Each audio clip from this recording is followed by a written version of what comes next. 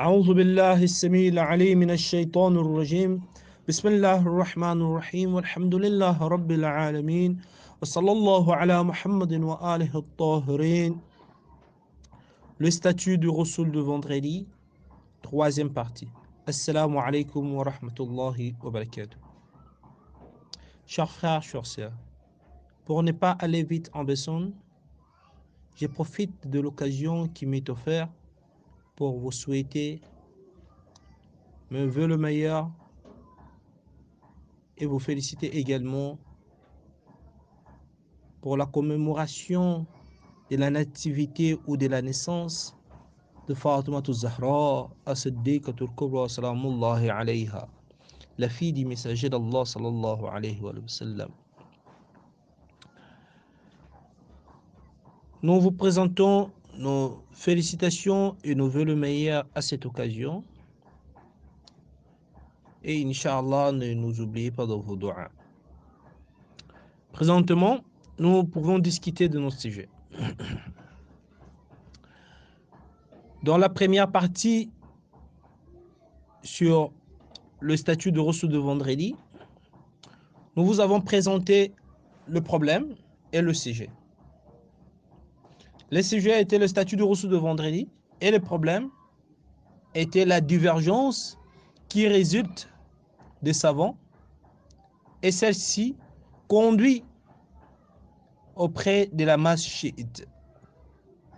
La divergence d'opinion relative au Rasoul du vendredi ou au statut du Rasoul de vendredi n'est pas ou ne réside pas de cette époque.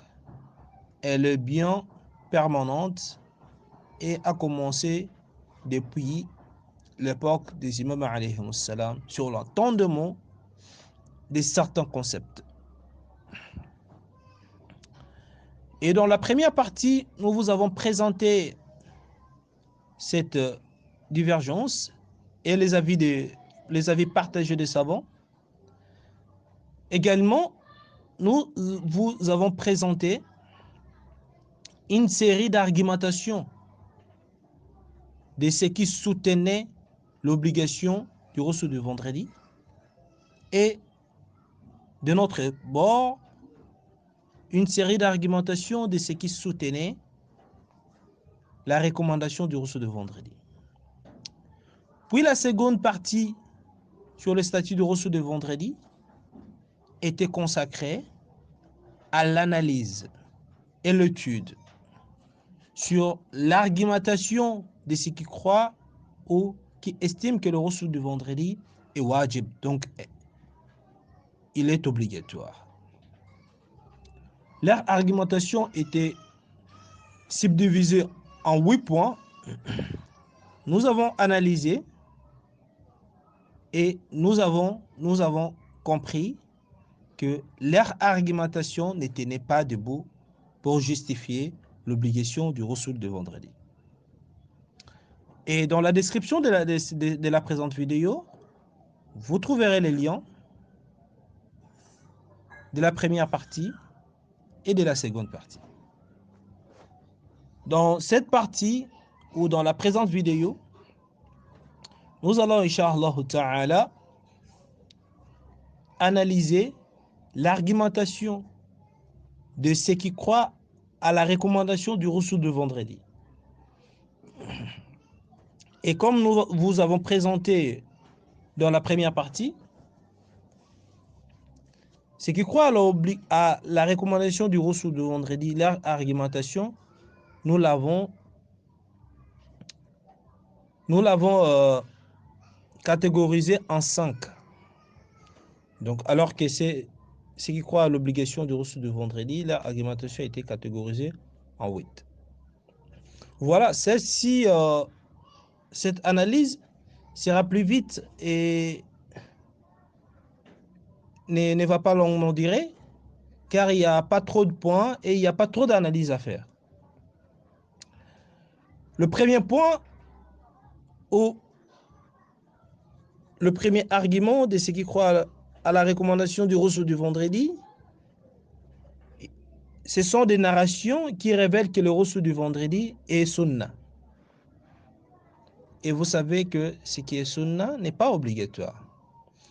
En l'occurrence, il cite ces hadiths rapportés par Cheikh At-Tousi dans le Tahdhib de Ali ibn Abu Hamza, qui dit: à une occasion, j'ai interrogé l'imam al-Sadiq alayhi salam sur le rousseau de défaite. Donc, il s'agit de Eid al-Fitr et de Eid al-Adha. Est-ce wajib? L'imam répondu: non, c'est sunnah, donc recommandé. Puis, je demandais encore: et le rousseau du vendredi? L'imam alayhi salam me répondit: il est également sunnah, donc cela veut dire recommandé. Tahdhib Ahkam, volume 1, page 117.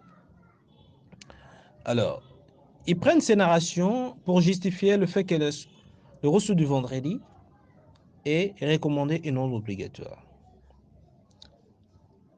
En réponse, nous disons que cette méthodologie n'est pas du tout complète.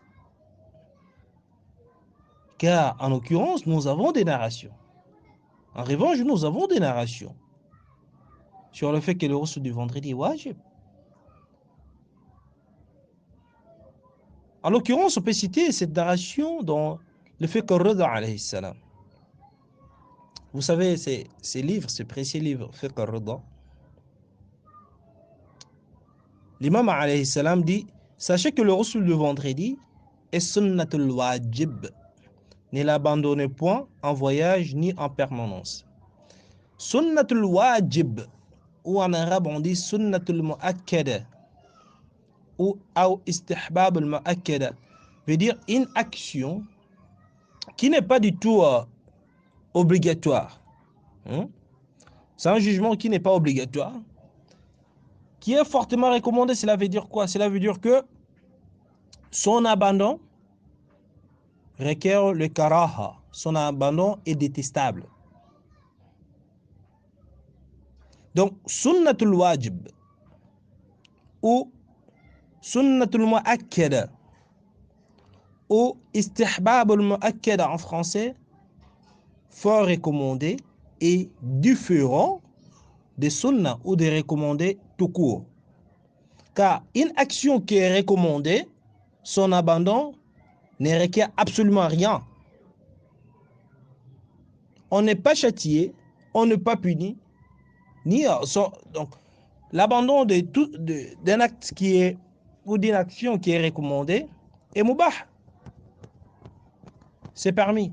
Alors que l'abandon d'un acte ou d'une action qui est sunnatul mu'akkada ou qui est fortement recommandée, c'est makruh. Vous comprenez? Donc, ces hadiths que nous venons de lire contredit les hadiths auxquels le partisan de la recommandation du rousseau du vendredi s'attache. En premier point. Pour le second point, ce sont des narrations qui stipulent que le rousseau du vendredi est le parachèvement de la mission. Alors, pour eux, le parachèvement de la mission ne doit qu'être recommandé. Et justifie cette opinion, en l'occurrence, sur un hadith rapporté par Allama al-Majlisi, Ridwanullah ta'ala alayhi, dans Bihar, de Hussein ibn Khalid, qui a demandé à l'imam Rida alayhi salam comment est-ce le rousseau du vendredi est devenu wajib pour un homme libre, un esclave, une femme et un homme.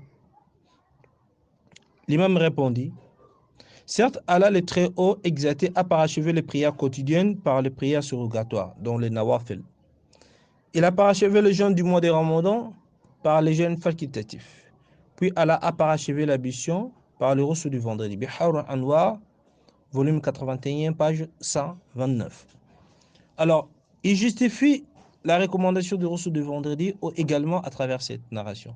Nous disons que non, cette narration qui dit que le parachèvement du rousseau du vendredi, le parachèvement de l'ablution et le rousseau du vendredi, de surcroît le rousseau du vendredi est recommandé, s'oppose à d'autres hadiths qui disent le contraire. Par exemple, ce fameux hadith de l'imam Sadiq alayhi salam, qui lui a rapporté ça de son grand-père, Rasulullah sallallahu alayhi wa sallam, dit: le rousseau du vendredi est wajib sur Toupibert, Bihar Anwar, volume 86, page 365. Nous comprenons que ces hadiths que nous venons de citer est en opposition farouche avec le précédent hadith, toujours de Bihar Anwar, auquel le partisan de la recommandation du reçu de vendredi s'attache pour justifier la recommandation du reçu de vendredi. Donc, dans ces cas, qu'est-ce qu'on devrait faire? On va poursuivre pour bien examiner. Le troisième point, ou le troisième argumentation, les partisans de la recommandation du reçu de vendredi, ils s'attachent à des narrations disant que le reçu du vendredi n'est pas obligatoire pour la femme, ni en voyage, ni en permanence. Donc, selon eux, ce qui est permis ou obligé à l'homme, à la femme, l'est aussi pour l'homme. On peut citer le hadith rapporté par Cheikh al-Sadouk, dans Qissal, de Jabir al-Ju'fi, de l'imam al-Baqir alayhi salam, qui a dit: la femme n'est pas tenue d'accomplir le reçu de vendredi en voyage et elle est excusée de son abandon en permanence. Qissal, page 585. Et nous disons que ces hadiths contredit d'autres hadiths. En l'occurrence, si vous vous souvenez, dans la seconde partie ou la partie précédente, nous vous avons lu un hadith dont le teneur dit que le reçu du vendredi est obligatoire pour l'homme et la femme, sauf que la femme peut l'abandonner uniquement en voyage. Donc ce hadith exonère la femme de l'obligation du reçu du vendredi uniquement en cas de voyage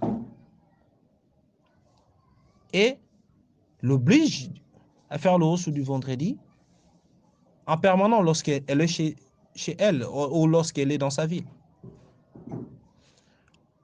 Donc, cette narration, une fois de plus, elle est en ostracie ou en opposition avec d'autres narrations, en l'occurrence celle que je viens de faire allusion. Donc, dans ces cas, il serait injuste de prendre que cette narration rapportée par Cheikh al-Sadouk et rejeter d'autres pour justifier pour justifier la recommandation du reçu du vendredi. Quatrième point, donc c'est l'avant-dernier point. On va rassembler le quatrième point et le cinquième point. Donc, quatrième argumentation, ce sont des narrations excitantes au reçu du vendredi, même s'il faudrait acheter l'eau pour son accomplissement. Il justifie ça dans un hadith rapporté par Sayyid ibn Tawus, dans son livre Jamal al-Usbu' de l'imam Sadiq alayhi salam, qui lui de l'imam Ali alayhi salam, qui lui du messager d'Allah sallallahu alayhi wa sallam, qui dit à l'imam Ali: il y a un rasoul pour chaque jour. Fais ton rasoul le vendredi, même si tu dois acheter l'eau avec l'argent de ta nourriture de la journée, car il n'y a pas d'acte recommandé plus grandiose que celui-ci. Donc, en bref, il n'y a pas un acte recommandé plus grandiose que le reçu du vendredi. Jamal al-Usbu' de Sayyid ibn Tawus, page 366. Nous disons sur cette narration, il n'y a pas un acte recommandé. Donc, le prophète sallallahu alayhi wa sallam dit que le reçu du vendredi est un acte recommandé. Alors que si nous retournons dans notre hadith, on trouve que c'est wajib. Bien que l'interprétation que nous avons donnée précédemment ou dans la seconde, dans la partie précédente, sur le terme wajib, qui ne veut pas seulement dire obligatoire, mais ça veut dire aussi également sunnatul mu'akkada ou fortement recommandé. Et fortement recommandé est distinct de la recommandation tout court. Donc c'est pas la même chose. Même dans cette optique-là, ce n'est pas la même chose. Donc une fois de plus, cette narration est aussi en contradiction avec d'autres narrations. Donc l'affaire n'est pas toujours traitée. Il n'y a pas toujours de résolution. Cinquième et dernier point, ce sont des narrations qui révèlent que le ghusl du vendredi est une pureté et expiation de péché. Il est rapporté d'Imam Sadiq alayhi salam qui dit: certes, le ghusl du vendredi est une pureté et une expiation de péché de l'extérieur et de l'intérieur. Mustadrak al-Wasa'il, volume 2, page 501. Donc, les partisans de la recommandation du ghusl du vendredi justifient la recommandation du ghusl du vendredi également à travers cette narration. Nous disons non. Le fait que l'accomplissement d'une chose ou d'un acte soit l'expiation de péché ne veut nécessairement pas dire que cet acte est recommandé. Par exemple, n'est-ce pas que la prière est l'expiation de péché? Celui qui prie, Allah, c'est rapporté dans les narrations de Ahl al-Bayt alayhi salam. Quand Allah dit, quand mon serviteur prie, quand il dit Bismillah ar-Rahman ar-Rahim, Alhamdulillah Rabbil Alamin, je pardonne ses péchés. Lorsqu'il est en train de faire la récitation est wajib, la prière est wajib. On parle bien de prière, de la prière quotidienne. Donc, si on veut aussi appliquer cette logique ou cette thèse, on dirait que la prière aussi, parce que c'est l'expiration du péché, on va dire que la prière également est recommandée. Non. Donc, ce n'est pas un argument et ce n'est pas une preuve. Également, nous avons terminé l'argumentation ou la série de preuves et d'arguments des partisans de la recommandation du ghusl du vendredi. Et malheureusement, comme vous avez constaté avec nous, il n'y a aucune preuve qui prouve que le ghusl du vendredi est obligatoire ni recommandé. Alors, si un acte n'est ni obligatoire ni recommandé, quel est son jugement?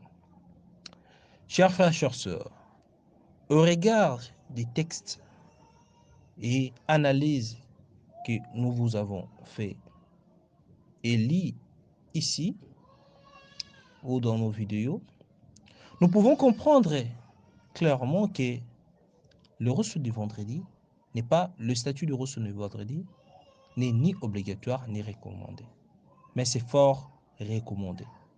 Donc ce qu'on dit sunnatul wajib, ou l'on peut dire sunnatul mu'akkada, c'est très reconnu par sunnatul mu'akkada. Cela veut dire que c'est fort recommandé. Le ghusl du vendredi est fort recommandé. Ce qui est fort recommandé, une action fortement recommandée, son abandon est makruh, son abandon est détestable. Quand une chose est fortement recommandée, son abandon est fort. Son abandon est détestable. Et de ces faits, nous disons que le ghusl du vendredi est tellement recommandé de le faire et son air varie, son air est au début, donc à l'heure du Fajr, jusqu'avant Maghrib, avant la rougeur du ciel. C'est l'heure de faire le ghusl du vendredi. Et après ces temps, c'est la qada. Donc, on n'est pas astreint à l'obligation de faire le ghusl du vendredi, ni le qada. Mais c'est fort recommandé de le faire. Son abandon, sans raison valable. Son abandon sans raison valable est détestable. Celui qui se souvient pendant la journée, celui qui se souvient que c'est le vendredi, il doit faire le ghusl du vendredi. Lorsqu'on utilise le terme devoir, ce n'est pas dans le sens de l'obligation. Ce n'est pas dans le sens de l'obligation, mais c'est dans le sens du conseil, de la recommandation. Et s'il ne le fait pas, il aurait commis un acte détestable. Et non, il aurait commis un péché. Car si le ghusl du vendredi était obligatoire, son abandon serait un péché. Mais là, ce n'est pas le cas. Et si la personne ne se souvient pas pendant la journée qu'il devrait faire le ghusl du vendredi, il n'a rien à faire. Il n'a rien à faire. Et même après après le Maghrib, donc après l'heure du ghusl du vendredi, on n'est pas astreint à l'obligation, ni à celui qui a oublié, ni à celui qui n'a pas oublié qu'il a fait exprès.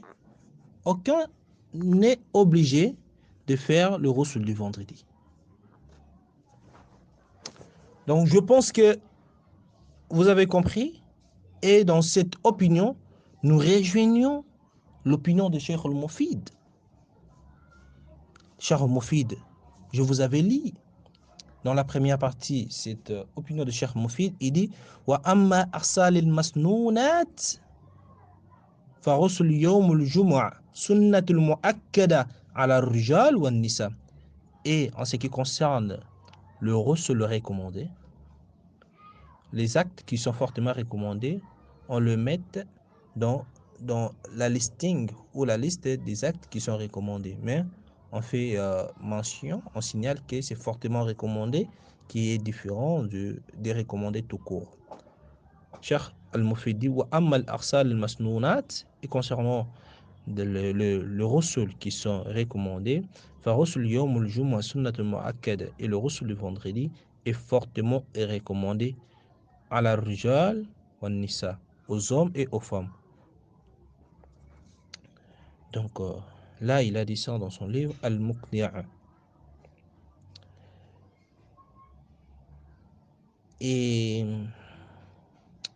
après, bon, en lieu et place, Cheikh Al-Tousi, comme je vous avais cité, a prétendu à un consensus des ulamas sur la recommandation du ghusl du vendredi, ce qui n'est pas le cas en vérité. Donc, il a commis une erreur. Voilà, donc c'est ça en fait. Et lorsque une personne est en voyage, lorsque l'homme est en voyage, le ghusl du vendredi est toujours sunnatul muakkada pour lui. C'est toujours fort et recommandé. Mais lorsque une femme est en voyage, le ghusl du vendredi n'est pas fort recommandé. N'est pas fort recommandé pour des raisons que nous avons mentionnées dans nos exposés. Vous pouvez y revenir. Donc, et voilà, donc c'était la seconde partie, la troisième partie de cette série sur le statut du ghusl de vendredi. Et Inch'Allah, la quatrième et la dernière partie sera toujours sur le statut de ghusl de vendredi. Mais là, on va répondre à une question importante. Est-ce que le ghusl du vendredi, est-ce que le ghusl du vendredi remplace-t-il l'ablution? Donc, est-ce que on fait le ghusl du vendredi, on a encore besoin de faire l'ablution pour faire la salat, ou on n'a pas besoin de faire l'ablution pour faire la salat? Ceci est aussi une question de divergence dans la masse chiite et parmi les savants chiites. هذا وصلى الله على محمد وآله الطاهرين.